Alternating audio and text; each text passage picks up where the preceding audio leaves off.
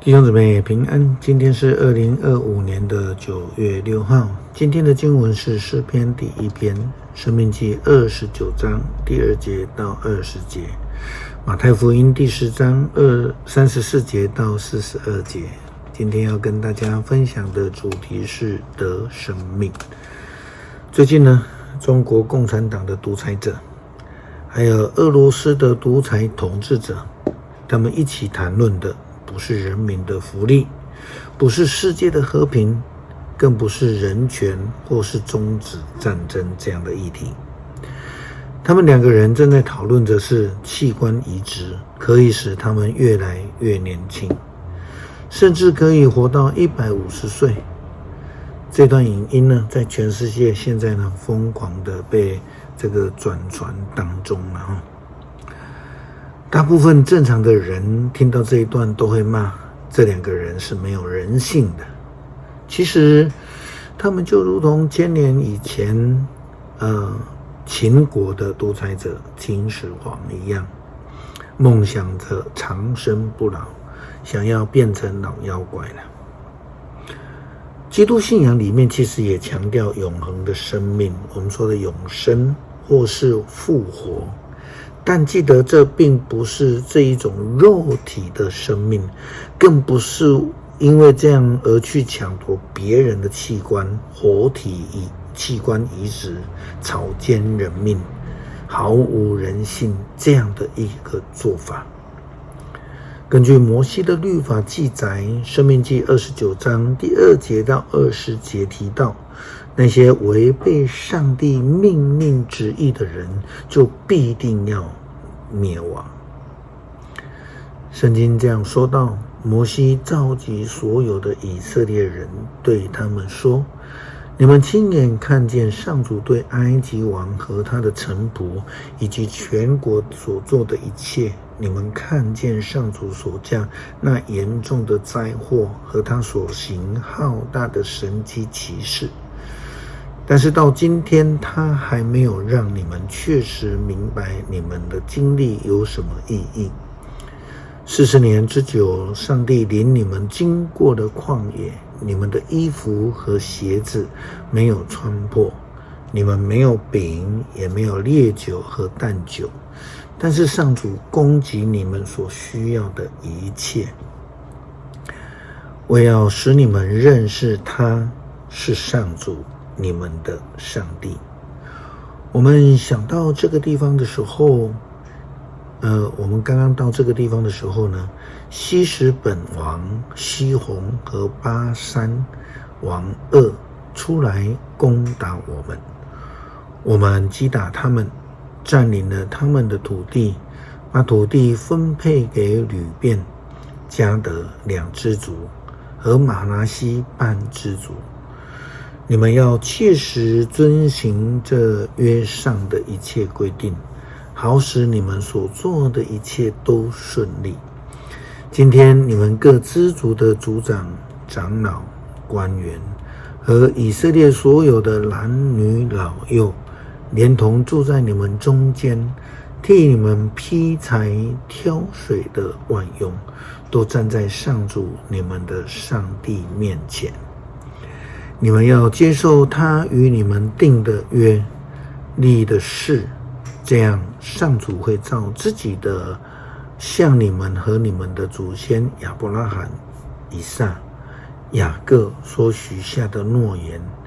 就在这时候来接受你们做他的子民。他要做你们的上帝。上主不但与你们定这样的约，立这样的誓，他也和我们今天站在他的面前以及没有出生的子子孙孙立约。你们记得在埃及过的是什么样的生活？经过其他外族的国境又是怎么样的一个情况？你们看见他们用木头、石头、金银等造成令人厌恶的偶像。你们今天站在这里的人，无论是男女、家族和支族，不可有一人离弃上主我们的上帝，去拜别国的神明。如果有，就像树根长成又苦又毒的树。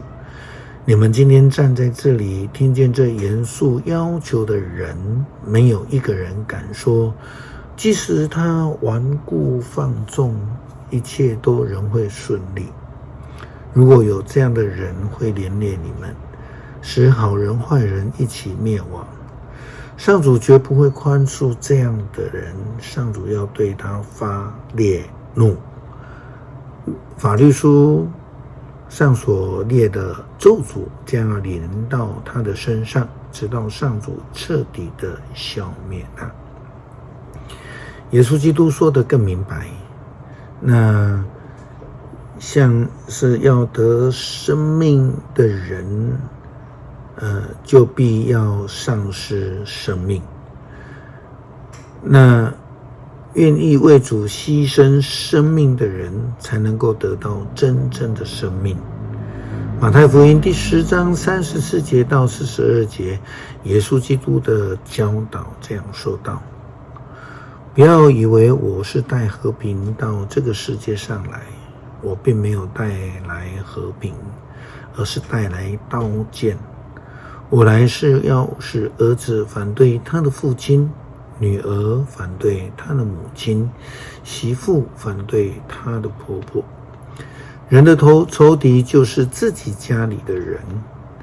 那爱父母胜过爱我的，不配跟从我；那爱子女胜过爱我的，不配跟从我；那不肯背起自己十字架跟着我脚步走的，也不配跟从我。那想保存自己生命的，反倒要丧失生命；那为我失掉生命的，反倒要得到生命。谁接待你们，就是接待我；接待我，就是接待那差我来的那一位。为了某人是上帝的使者而接待他的，一定会分享使者所得到的奖赏。为了某人是义人而接待他的，也一定会分享义人的奖赏。我实在告诉你们，无论是谁，就算是一杯冷水给门徒当中最微小的喝，只因那微小的人是我的门徒，一定会得到奖赏。诗篇第1篇：不听从恶人的计谋，不跟随罪人的脚步，不与侮慢上帝之徒同伙，只爱慕上主的法律，日夜默想不倦，这样的人才算真正有福。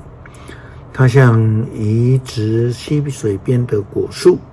按季节结果子，叶子也不凋零。他所做的事样样亨通。邪恶的人不是这样，他们像糠秕被风吹散。邪恶的人要被上帝定罪，